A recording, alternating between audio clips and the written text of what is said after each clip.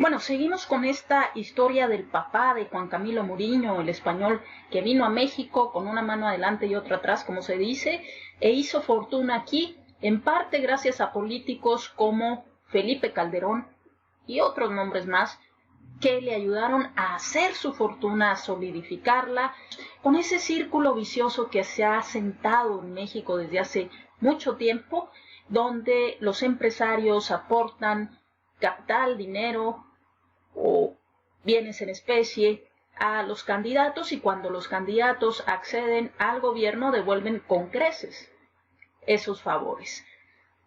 Pues Manuel Carlos Muriño Atanés, ya habíamos visto que se había ido al estado de Campeche a probar fortuna, donde se le había dado una concesión de gasolina.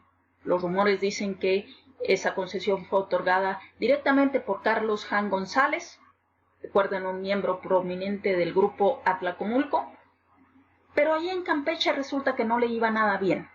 De hecho, estaba bastante endrogado y tuvo que enfrentar algunos procesos en su contra por girar cheques sin fondos para, entre comillas, pagar sus deudas. Incluso estuvieron a punto de dejar el estado de Campeche y el negocio de la gasolina. Sin embargo, algo pasó. En una visita que hizo al vecino estado de Yucatán, Muriño Atanés se percata que allí las gasolineras son un éxito. Y para su buena fortuna conoció las trampas a la mexicana, que también es propio de los españoles. Por allí dicen algunos historiadores que la corrupción la trajeron a México, así como la viruela, pues los españoles. Lo cierto es que también saben de triquiñuelas, de chapuzas, o como les quieran ustedes llamar. Bien, este yucateco de apellido Puig le dio ciertos consejos que le valieron para ponerlos en práctica y a partir de ahí le cambiara la suerte mágicamente. ¿Cuáles fueron esos consejos? En primer lugar, que el negocio de la gasolina consistía en no dar litros de a litro. Y este yucateco le enseña a adulterar la gasolina y a modificar la bomba. Además, le da un segundo consejo: que empiece a generar buenos contactos con el gobierno del estado, pues la clave está en la negociación de las aportaciones en especie que Pemex otorga a los estados. Y le dice: el gasolinero que tenga buenas relaciones con el gobernador va a hacer extraordinarios negocios.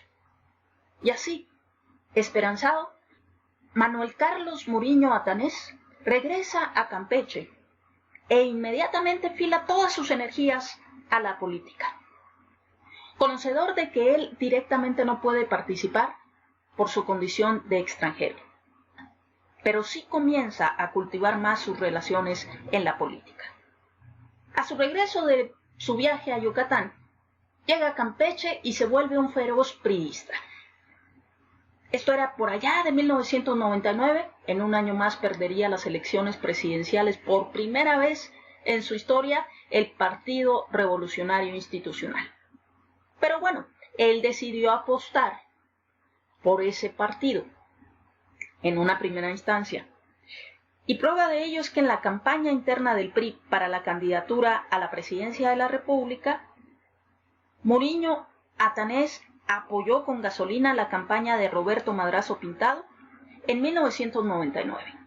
Ya Roberto Madrazo quería ser candidato a la presidencia del PRI desde ese periodo electoral, recordando que no fue sino hasta el 2006 cuando lograría la candidatura, porque para las elecciones del 2000 el candidato del PRI fue Francisco Labastida Ochoa.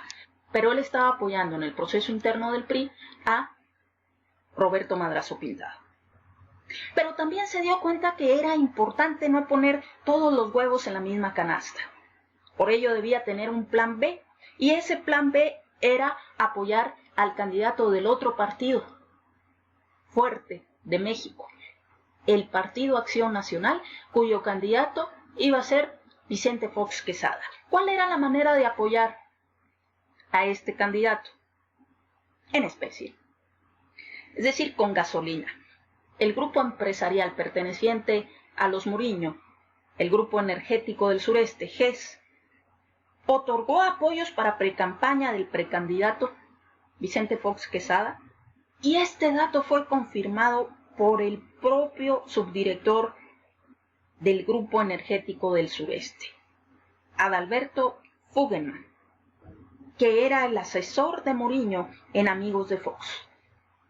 Pero también apoyaba a Madrazo, pues durante la gira que realizó Madrazo el 25 de julio de 1999 en Campeche, Fuggeman y Carlos Muriño Terrazo, el hijo mayor de Manuel Carlos Muriño, asistieron a la reunión que el precandidato priista sostuvo en la capital del estado con los diferentes sectores de su partido.